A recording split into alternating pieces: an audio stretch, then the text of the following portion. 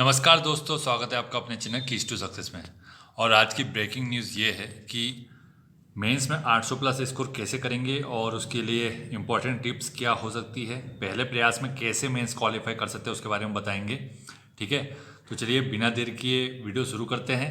इसके पहले हमने स्ट्रेटजी के जितने भी वीडियो डाले हैं, चाहे वो प्रीलिम्स हो या मेंस हो, या फिर आप अपना सपना डीसी और डीएसपी बनने के लिए कैसे पूरा करेंगे, इसके संबंध में वीडियो ऑलरेडी डाल चुके हैं। तो आप जा कर के वो दे सकते हैं। बुक की लिस्ट भी डाल चुके हैं, कैसे पेपर को अटेम्प्ट करना चाहिए, सारी जानकारी पहले से डाल दी गई है। ठीक है, आप जा कर के देख लीजिए।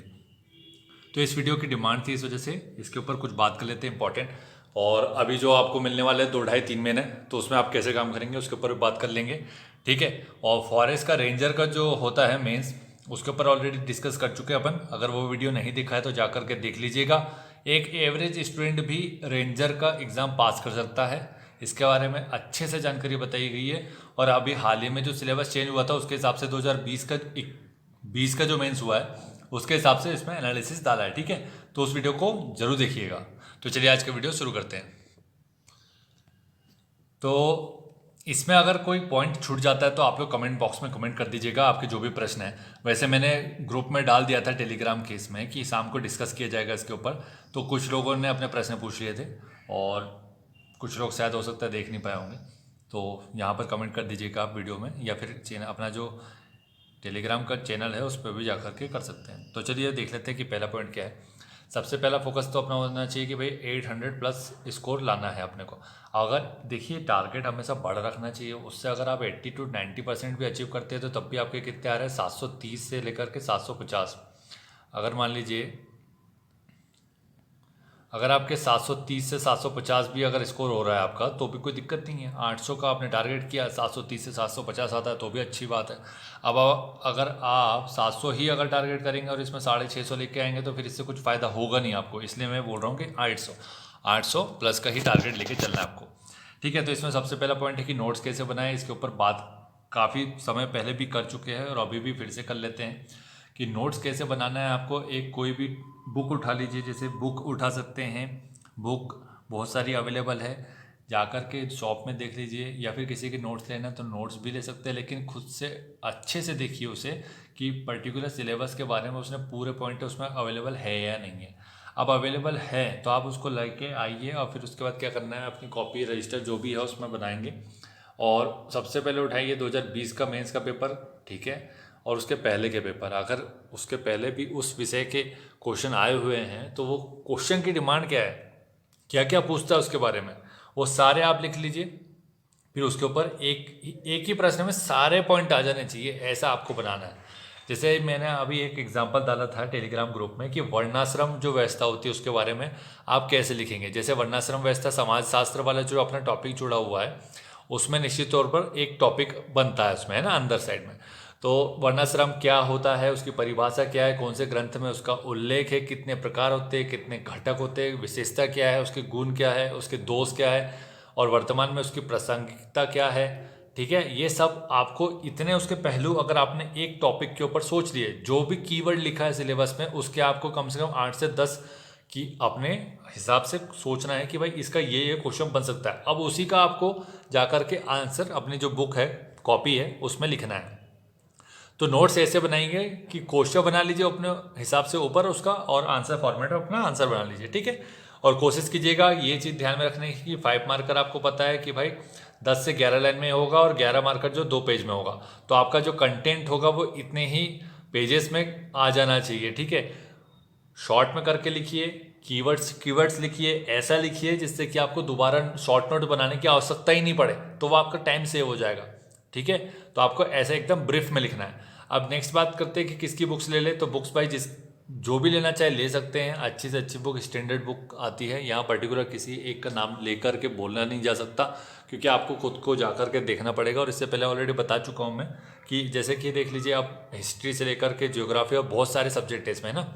तो आपके पास जो पहले से अवेलेबल है उसी के ऊपर निर्भर रखिए। ठीक है, इसके अलावा अगर आप कोई नया टॉपिक जुड़ा है उसको लेना चाहते हैं तो ले लीजिए, मार्केट में बहुत सारी बुक्स अवेलेबल है। ठीक है, नेक्स्ट है कि आंसर राइटिंग कैसे करेंगे। तो आंसर राइटिंग कैसे करेंगे आप जाकर के ग्रुप में देख सकते हैं। मैंने ऑलरेडी 1-2 कटिंग डाल चुका हूँ, इसके पहले आंसर राइटिंग कैसे करेंगे, इसके वीडियो भी डले हुए 3 मार्क, 5 मार्क, 11 मार्क करके, इसी में देख लीजिएगा आप प्लेलिस्ट में जा करके, तो मिल जाएगा आपको, है ना। तो आपको हमेशा आंसर लिखते समय ये ध्यान में रहना चाहिए कि भाई मेरे को सारे इसमें फैक्टर डालने हैं, जो जो चीज़ें ये एक्चुअली इसने जो पूछा है वो तो मैं बता दूं, इसके बाद अगर जगह बचती है और लाइन बचती है तो वो भी चीज़ मैं बता दूं। मतलब उसमें आप गवर्नमेंट का टैग बता सकते हैं, सुझाव दे सकते हैं, प्रयास बता सकते हैं, ठीक है, इस हिसाब से। और आपका जो निष्कर्ष होगा वो हमेशा पॉजिटिव ही होना चाहिए, ठीक है। नेक्स्ट देखते हैं इसके बाद कि शॉर्ट नोट्स बनाओ। अगर आप पहले बार जो नोट्स बना रहे हैं उसको ही शॉर्ट कर लेते, कीवर्ड लिखते, तो बहुत ही अच्छी बात है। सेकंड टाइम आपको शॉर्ट नोट बनाने की आवश्यकता ही नहीं पड़ेगी। लेकिन आपसे नहीं हो पा रहा है किसी तरीके से, आप बना लिया आपने, लेकिन 2-2, 3-3, 4-4 पेज का बन रहा है और 1-1, 2-2 रजिस्टर भर जा रहे हैं, पर्टिकुलर एक पेपर के लिए 8-10 रजिस्टर भर जा रहे हैं, तो आपको कुछ नहीं करना है। फिर उसका ये जो 8-10 रजिस्टर जो भर गए आपके, आप कोशिश कीजिए उसके बाद जब शॉर्ट नोट बनाएंगे कि भाई एक ही रजिस्टर में सभी आ जाए, ठीक है। इसके बाद पिछले वर्षों के पेपर देखना बहुत ज़रूरी है। 2014 से लेकर के 2020 के पूरे पेपर देखिए। हर एक टॉपिक जितनी यूनिट दी है उसके यूनिट के हिसाब से आप अलग अलग लिख लीजिए कि भाई इस यूनिट से ऐसा क्वेश्चन बनता है, ऐसा ये पूछा जाता है, ये पूछा गया है। और उन क्वेश्चन के ऊपर ज़्यादा ध्यान दीजिए जो क्वेश्चन ज़्यादा रिपीट हुआ है। ज़्यादा रिपीट हुआ है मतलब वो फिर से आने की संभावना भी उसकी ज़्यादा बन जाती है। तो जिसकी संभावना ज़्यादा है आने की, तो उसको इतना स्ट्रांग कर लीजिए कि उसके एक भी पॉइंट आप लोग मिस ना करें, सारे के सारे लिख के आएंगे तो निश्चित तौर पर आपको 1 से 2 नंबर काट के ही मिल जाएंगे और मैक्सिमम मार्क्स मिलेगा। मतलब ये मान लीजिए 5 में से यदि अगर 4 देता है मैक्सिमम, तो 4 पूरा मिल जाएगा आपको, ठीक है। तो इस हिसाब से पिछला पेपर तो देखना ही देखना है। सॉल्व पेपर की बुक ले लेना है। बहुत सारे लोग निकालते हैं, महावीर पुणेकर और बहुत सारे लोग हैं जो लोग अपना सॉल्व पेपर देते हैं 2014 से लेकर के 2020 तक आ गया होगा, तो बहुत अच्छी बात है। वैसे वो लोग क्या करते हैं कि एकदम पैराग्राफ में लिख के देते हैं, तो टू द पॉइंट तो वैसे किसी ने अभी तक निकाला नहीं है, और अगर निकाला होगा तो हम रिव्यू कर देंगे, या फिर आपको ऑलरेडी पता है कि सर ऐसी बुक आ चुकी तो आप कमेंट कर दीजिएगा, तो मैं यहाँ से रिव्यू कर दूंगा, ठीक है। तो ये चीज़ करिए। इसके बाद और क्या कर सकते हैं आप कि भाई नोट्स प्रश्न उत्तर फॉर्मेट में बनाना है। हमेशा याद रखिए आपको चर्चा नहीं करनी है वहाँ विस्तृत अपने नोट्स में, टू द पॉइंट लिखेंगे। 1 2 3 4 5 6 7 8 9 10 इस तरीके से बनाएंगे। पैराग्राफ में भी नहीं लिखना है अपने को, ठीक है। नोट्स के बारे में बात कर रहा हूँ। पेपर 4 5 6 स्कोरिंग है, सबसे पहले इसी को ख़त्म करना है। जैसे अपने पास समय अभी मान लीजिए 3 महीना है, सबसे पहले 4 5 6 पेपर उठा करके ख़त्म कर दीजिए। बहुत ज़्यादा सिलेबस नहीं है इसका, लेकिन ये आराम से हो सकता है, ठीक है। पेपर 6 अपन निबंध के बारे में भी इसमें बात कर लेंगे। पॉइंट में लिखा हुआ है कि आपको निबंध कैसे करना है, कहाँ से पढ़ना है, क्या नहीं पढ़ना है, कैसे करेंगे, कब लिखना है, कब नहीं लिखना है, उसके ऊपर भी बात कर लेंगे। यहाँ पे सारे पॉइंट मिल जाएंगे, वैसे कोई पॉइंट मिस नहीं होगा। 30 पॉइंट अपन ने बनाया कम से कम, ठीक। तो ये सब करना है। इसके बाद नेक्स्ट है जीएस के पेपर को याद रखने के लिए क्या करना है कि 3 पेपर होते हैं जीएस का, और अतः सागर है जीएस, तो कैसे करेंगे, तो उसको लिख करके तुरंत देखिए। जैसे कि आपने कोई टॉपिक पढ़ लिया, जैसे भूगर्भ शास्त्र पढ़ लिया, उसके अंदर की चीज़ें देख ली कि पृथ्वी की आंतरिक संरचना क्या होती है, उसके बीच में जो आपको पता हो गया रेपिटी असंबद्धता होती है, ऐसी बहुत सारी लेहमैन होती है, गुटेनबर्ग होती है, तो वो एक क्वेश्चन बन गया 5 मार्कर का, मोस्ट इंपॉर्टेंट है वो पृथ्वी की आंतरिक संरचना के बारे में, ठीक है। तो इसको लिख के देख लीजिए, इसका डायग्राम बना लीजिए एक छोटा सा। जो भी क्वेश्चन में डायग्राम बना सकते हैं बिल्कुल बनाना है, ठीक है। आप ये ना सोचे कि डायग्राम बनाने से कुछ नहीं होगा, डायग्राम बनाना है, ज़बरदस्ती देना है उसे बना करके। यदि अगर उसने नहीं मांगा है तो भी देना है उसको बना करके, ठीक है। जिस विषय में आप डायग्राम बना सकते हैं वैसे बनाएंगे तो बहुत ही अच्छी बात है, ठीक। यहाँ ये हो गया। इसका नेक्स्ट देखते हैं कि 10 नंबर का है कि सिर्फ अपने ही नोट्स पर विश्वास रखें, खुद से बनाएं। अब नोट्स जो आप लोग बनाएंगे तो उस नोट्स के ऊपर अपने आप को विश्वास रखना है कि अब उसके बाद क्या होता है कि भाई तुमने यहाँ से पढ़ा कि नहीं, तुमने वहाँ से पढ़ा कि नहीं। ऐसे कई लोग होते हैं आपको आकर के बोलेंगे, या फिर पीडीएफ में, या फिर आपको टेलीग्राम, व्हाट्सएप, फेसबुक, दुनिया भर के ग्रुप में आपको पीडीएफ देख करके आप लोग परेशान होते हैं कि यार इसने तो ये बनाया, उसने वो बनाया। तो कहने का मतलब ये है, जो चीज़ कर रहे हैं वो पहले कर लीजिए, बुक ले लीजिए, पीडीएफ देख लीजिए, जो करना है। जब नोट्स बना रहे हैं तो क्रॉस चेक कीजिए कि किसने कितना अच्छा बनाया है, वहाँ से आप जो कौन कौन से पॉइंट ले सकते हैं तो अपने नोट्स में शामिल कीजिए। तो 10 लोग 3 भी अगर पीडीएफ देख रहे हैं, एक पीडीएफ देख लीजिए, एक बुक देख लीजिए, एक नोट देख लीजिए। अगर ये तीनों को कंपाइल करके आप अपना नोट्स बना रहे हैं तो उससे अच्छा कोई नोट्स नहीं है। ये विश्वास आपको अपने आप पर करना होगा, ठीक है। खुद से बनाना है, इससे अच्छा कोई उपाय हो नहीं सकता। किसी और का परचेस करने का मैं बोलूँगा भी नहीं, क्योंकि मैंने खुद ने परचेस नहीं किया कभी, तो आपको कैसे बोल दूँ मैं, ठीक है। तो आप अपने आप से मेहनत करेंगे तो उससे फ़ायदा क्या होगा भाई, 4-5 घंटा रेगुलर लिखना पड़ेगा ये आपको। नोट्स बनाना मजाक नहीं होगा। 6 घंटा तो रेगुलर लिखना ही है, उसका 1 घंटा अगर आपका समय मिलता है तो आप आंसर राइटिंग करेंगे, ठीक है। तो जो लिखा है 4-6 घंटे में, उसी को आपको कोशिश करना है सोचने की और लिखने की। तो निश्चित तौर पर ये जो आपके दिमाग में परमानेंट सेट हो जाएगा, है ना। तो इस तरीके से करेंगे आप, जो 4-6 घंटे के लिखने की प्रैक्टिस करेंगे तो हाथ दर्द की जो समस्या है और जो अपने फिंगर दर्द होने की समस्या है वो खत्म हो जाएगी टोटल। ये आपके 2-3 महीने में यही खत्म हो जाएगा, ठीक है। अब तो आपको उसने सीमित कर दिया है लाइन लिखने के लिए, तो वो समय तो वैसे भी बहुत मिल जाएगा, लेकिन फिर भी अपने को ये करना है कि क्वेश्चन नहीं छूटना चाहिए किसी भी। अगर आपका पेपर में क्वेश्चन छूट रहा है तो निश्चित तौर पर ये मान लीजिए कि आप सिलेक्शन से बहुत दूर है, ठीक है। क्वेश्चन तो एक भी नहीं छूटना चाहिए। 3 मार्कर छोड़ सकते हैं, 3 मार्कर में अब कुछ उसने उटपटांग पूछ लिया, इतिहास में सब कुछ चीज़ें याद नहीं होती है ना, तो आप कुछ चीज़ें छूट जाएगी तो कोई बात ही नहीं है। हो सकता है कुछ चीज़ें पढ़ी हो लेकिन याद ही ना है, तो उसके बारे में कुछ नहीं किया जा सकता, है ना। नेक्स्ट है कि पेपर 3 के लिए एनसीईआरटी साइंस के लिए, आर एस अग्रवाल मैथ्स के लिए और साइंस एंड टेक्नोलॉजी के किसी भी अच्छे राइटर की बुक ले लीजिए। आपको इसकी ले सकते हैं, दृष्टि आकार, दुनिया भर के राइटर है, मतलब किसी की भी उठा लीजिए, अच्छी बात है, वहाँ से आप बना सकते हैं नोट्स, ठीक है। नेक्स्ट है कि निबंध के बारे में बात कर लेते हैं। हर सप्ताह एक निबंध लिखना है आपको। एडिटोरियल पढ़ेंगे, दैनिक भास्कर का पढ़िए, दैनिक जागरण का पढ़िए, जनसत्ता का पढ़िए, जिसका पढ़ना है उसका पढ़िए, लेकिन इतने में से किसी ना किसी एक का पढ़ना ही पढ़ना है। जिसमें जनसत्ता और दैनिक भास्कर तो कंटिन्यू चलाइए, या फिर जनसत्ता और पत्रिका को कंटिन्यू चलाइए, ठीक। जो भी करंट आपको पता है कि निबंध का जो सेकंड टॉपिक है, इसमें एक फर्स्ट टॉपिक में तो उसने डिफाइन कर दिया कि भाई यहाँ से निबंध पूछूंगा मैं। सेकंड टॉपिक में उसने लिखा है समसामयिक मुद्दे और समस्याएं, है ना, तो वो करंट अफेयर से ही काम होगा। तो आपको दैनिक जागरण या जनसत्ता से अच्छा कोई नहीं बता पाएगा, ठीक। तो आपको लिख करके देखना है। और एक निबंध मैं यहाँ से ग्रुप में डाल दूंगा टेलीग्राम में, तो उसको देख के समझिएगा कि यहाँ पर कैसे पहलू आते हैं। 1000 शब्दों में कैसे आएगा, 250 शब्दों में कैसे आएगा, 500 शब्दों में कैसे आएगा, कैसे समेटना पड़ता है उसको, शब्द शैली कैसी होगी, भाषा शैली कैसी होगी, इस सब के बारे में आपको पता होना चाहिए। आपकी भाषा शैली अच्छी होनी चाहिए, आपने लिखने की क्षमता ऐसी होनी चाहिए, उसमें प्रशासनिक शब्द आने चाहिए, कुछ अच्छे शब्द आने चाहिए, जिससे कि उनको लगे कि एक्चुअल में ये बंदा जो है ये प्रशासक बनने के लायक है, क्योंकि इसकी शब्द शैली, भाषा शैली ऐसी है। जो व्यक्ति लिख रहा है वैसा, मतलब वो बोलता भी होगा, बात भी करता होगा वैसी, तो निश्चित तौर पर वो उसके चरित्र में भी, निर्माण में भी सहायक होगा। तो ये चीज़ आप उसको आंसर राइटिंग के माध्यम से ये दिखा दीजिए कि आधा तो मैं प्रशासक पहले से बन चुका हूँ, आधा यहाँ से पास होने के बाद बनूंगा, 1/3 मैं इंटरव्यू के पास बनूंगा, और पूरा मैं इंटरव्यू होने के बाद जो ट्रेनिंग होगी उसमें पूरा प्रशासक बन जाऊंगा, ठीक है। तो ये चीज़ आपको दिखानी पड़ेगी, शो करनी पड़ेगी, ठीक है। नेक्स्ट है कि हिंदी के लिए कौन सी बुक ले। ऐसा बहुत लोगों को समस्या रहती है कि भाई हिंदी के लिए क्या करें, चंचल जैन श्रीवास्तव मैडम की बुक आती है, इससे अच्छी कोई बुक मिलेगी नहीं आपको, यहीं से आप कवर हो जाएगा। लुसेंट से आप देख सकते हैं, आपका जो ग्रामर होता है हिंदी का वो कर सकते हैं वहाँ से, ठीक है, प्रैक्टिस भी कर सकते हैं वहाँ से, तो वहाँ से हिंदी हो जाएगा। पत्र लेखन करना है आपको, हर सप्ताह करिएगा। पत्र लेखन याद नहीं होता है, ठीक है, परिपत्र हो, कन्फ्यूजिंग भी बहुत होता है इसमें, बाएं में क्या लिखेंगे, दाएं में क्या लिखेंगे, कहाँ क्या आएगा, कहाँ क्या नहीं आएगा, बहुत ज़्यादा कन्फ्यूज़न होता है। एक दीवार में चिपका दीजिए पूरे 6-7 लेटर जितने भी है, रोज़ एक लिखिए।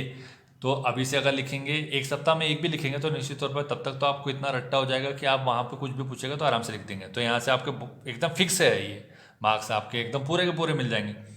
इंपॉर्टेंट टॉपिक्स पर पकड़ बनाना है आपको, ठीक है भाई। जो भी इंपॉर्टेंट टॉपिक से हमेशा पूछ रहा है तो उस पर तो पूरा एकदम कंठस्थ होना चाहिए कि यहाँ से, जैसे सल्तनत काल है, मुगल काल है, मराठा साम्राज्य है, इससे पूछता ही पूछता है। अंग्रेजों की औपनिवेशिक नीतियाँ क्या थी इसके बारे में, स्वतंत्रता संघर्ष हो गया, स्वतंत्रता संघर्ष में प्रमुख व्यक्तित्व हो गया, गांधी जी का योगदान हो गया, तो ये सब बहुत इंपॉर्टेंट है। स्वामी दयानंद सरस्वती हो गए, राजा राम मोहन राय हो गए, ये तो फेमस लोग हैं, इनके बारे में तो पता होना चाहिए, और इनके बारे में भूलना भी नहीं चाहिए। किसी भी कीमत पर नहीं भूल सकते, आप रिस्क ले ही नहीं सकते कि 1-2 पॉइंट मिस हो जाए, ठीक है।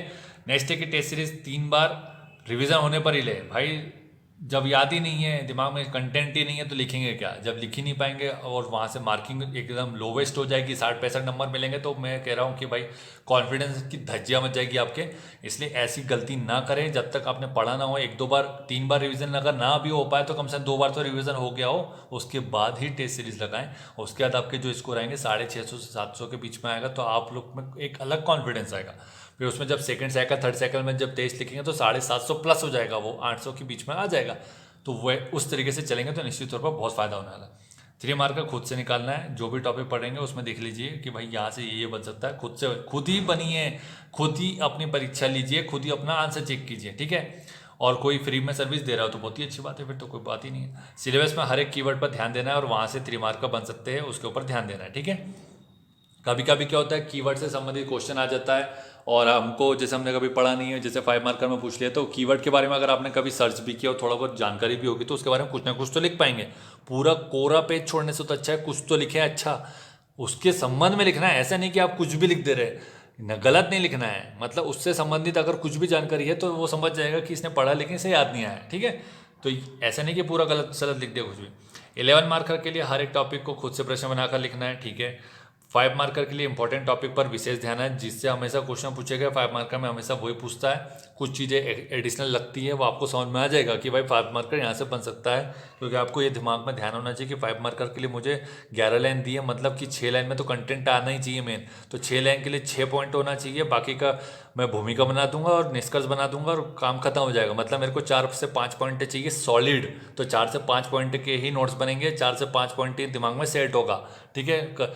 अपना जो निष्कर्ष है भूमिका वो खुद से बना के खत्म कर देंगे। इतने जो 2-3 महीने में पढ़ेंगे वो भूमिका और निष्कर्ष तो ऐसे दिमाग में सेट हो जाता है कि कैसे बनेगी कैसे नहीं बनेगी, ठीक। 12 से 14 घंटे नियमित देना होगा अच्छे अंक पास करने के लिए। 12 से 14 घंटे, घंटे तो गिनिए मत वैसे तो है ना, लेकिन कहने का मतलब ये है कि आपको नॉन स्टॉप पढ़ते ही जाना है, पढ़ते ही जाना है, जितना हो सकता है 12, 14, 15, 16, 17, 18 घंटे जितना निकाल सकते हैं उतना अच्छा आप लोग के लिए। भाई डीसी और डीएसपी ऐसे ही नहीं बन पाते हैं, ठीक है। अच्छे खासे मार्क्स चाहिए होते तब बनते हैं। 850 830 प्लस वाले ही डीसी डीएसपी बन पाते हैं, तो फिर उसके लिए कितने घंटे की पढ़ाई चाहिए ये सोच लीजिए आप लोग।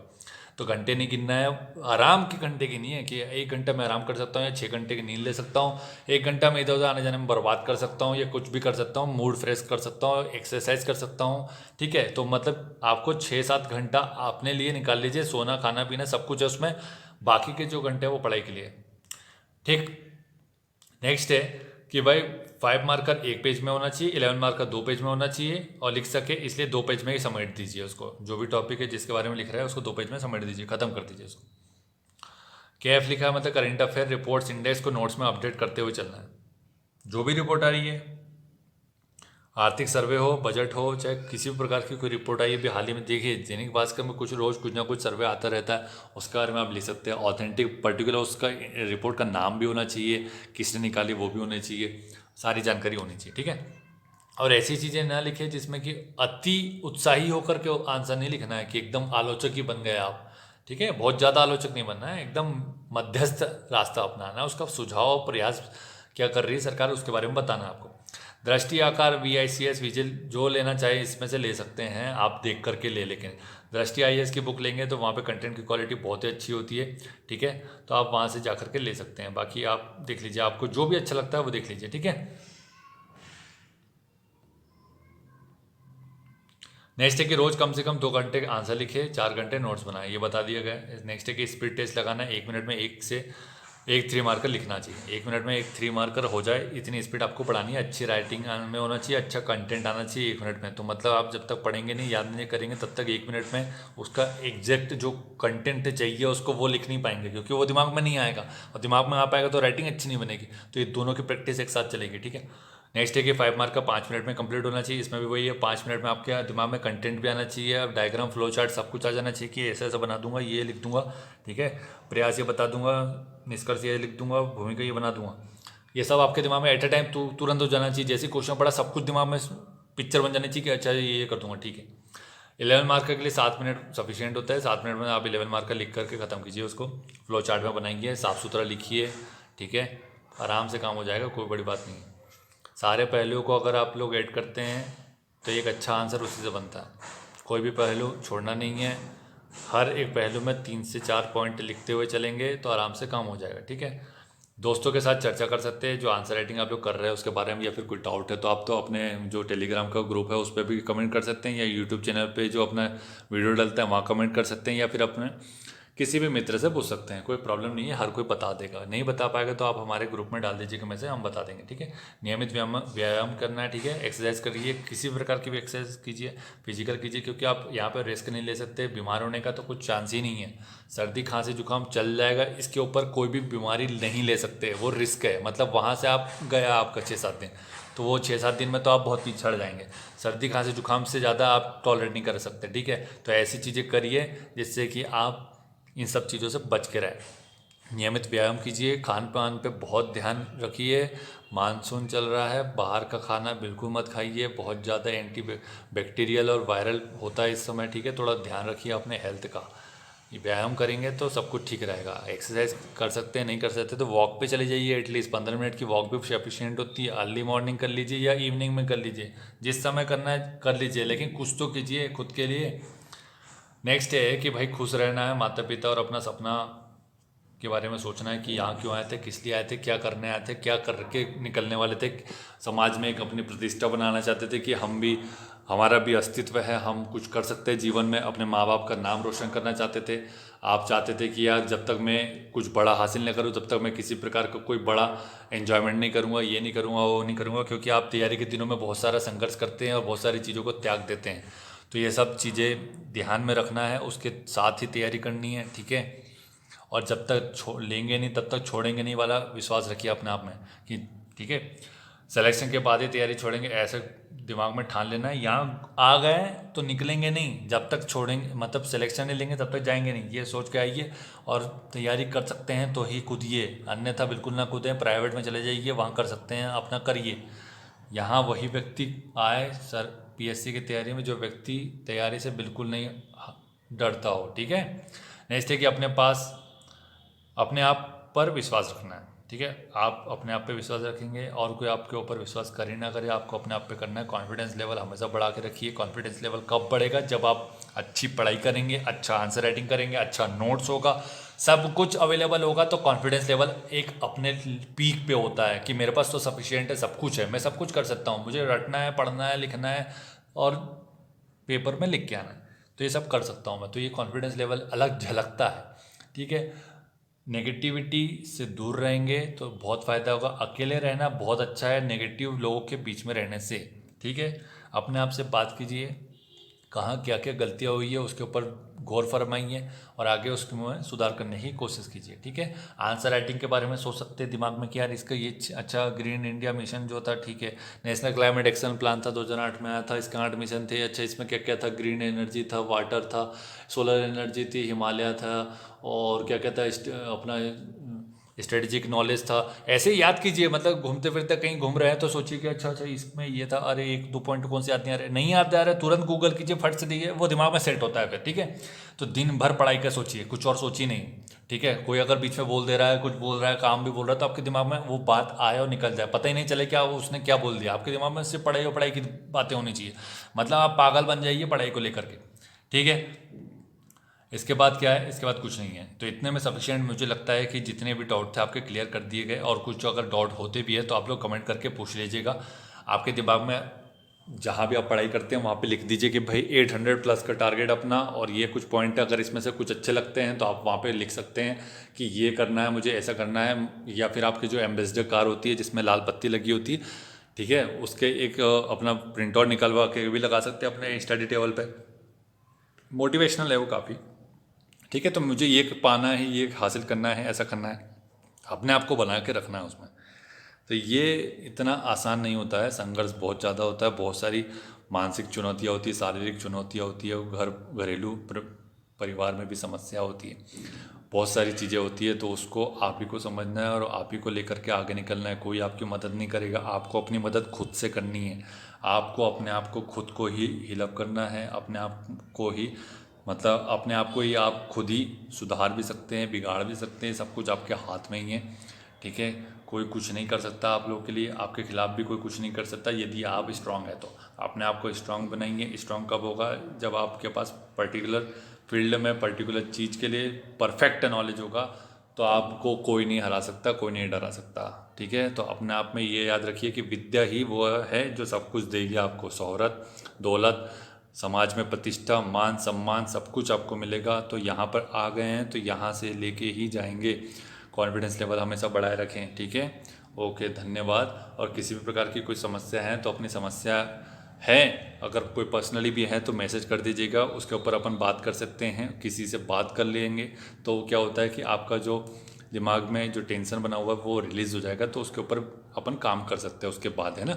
लेकिन उसको दिमाग में रख करके जहर बनाने से अच्छा है कि उसे निकालना। दिमाग में किसी प्रकार की नकारात्मक चीज़ों को रखने से अच्छा है उससे निकाल दीजिए, ठीक है। उसको निकालने से क्या होगा, उसकी जगह जो खाली स्पेस बनेगा वहाँ पर अच्छी चीज़ आ सकती है। लेकिन वो जो कचरा दिमाग में भरा हुआ है वो कचरा वहाँ पे रहेगा हमेशा, तो फिर वो अच्छी चीज़ें नहीं आ पाएगी। वो कचरा हमेशा वो अच्छी चीज़ को भगाएगा वहाँ से। तो कोशिश कीजिए कि नकारात्मक चीज़ों को निकाल दीजिए और अच्छी चीज़ें भरिए दिमाग में। ठीक है, अच्छे अच्छे गाने सुनिए, क्लासिकल सॉन्ग सुन सकते हैं, भगवान के गीत सुन सकते हैं, जो आपको शांति दे दिमाग में वो काम कीजिए। ठीक है, आपको स्थायी रहना है, किसी प्रकार का तनाव ना हो, विवाद ना हो, शांतिपूर्ण तरीके से काम हो जाए। किसी से विवाद हो रहा है तो भी चुपचाप सुन लीजिए, आगे बढ़ जाइए, क्योंकि इन दिनों आपको 3 महीने अपने आप पर बहुत ज़्यादा संयम रखने की आवश्यकता होती है। ठीक है, thank you so much for watching. और यहाँ पे अगर आप लोग नए होंगे तो वीडियो को लाइक और शेयर कर दीजिएगा, चैनल को सब्सक्राइब कर लीजिएगा। और अगर ये जो सेशन है आपको अच्छा लगा है तो दम से लाइक और शेयर कीजिएगा। ठीक है, thank you so much for watching.